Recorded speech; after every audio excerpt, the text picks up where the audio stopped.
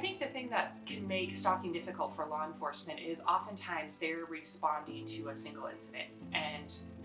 we're so incident based, especially as law enforcement, that we're looking at this one particular incident that happened. So say for instance the victim's tires have been slashed, and we might ask the victim, do you know who did this? The victim says, yeah, I know, it was my ex-boyfriend. They might not use the word stalking, and we might not be able to prove that it was the ex-boyfriend that had slashed the tires. And so when we're looking at that particular incident, we've responded, we've handled that particular incident, and we don't have the time and space, or we don't make the time and space to kind of back up and look beyond that one particular incident to look at all the other things that might be happening in that relationship or might be happening to that victim, and we don't ask the right questions. And so oftentimes what we see is when we have officers who go out in a stalking situation, victims aren't using the word stalking.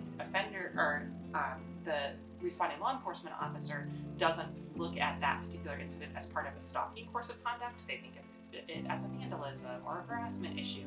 And so until we put those pieces together, we don't necessarily have the response that can then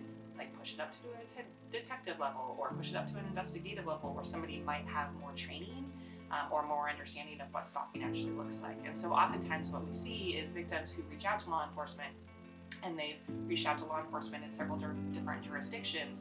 and nobody has all the information except for the victim, who may not be able to articulate that to law enforcement, may not know what it looks like for a crime to have been committed, might not understand things like probable cause. And so I think where we miss a lot of those situations is not understanding it as a stalking behavior, or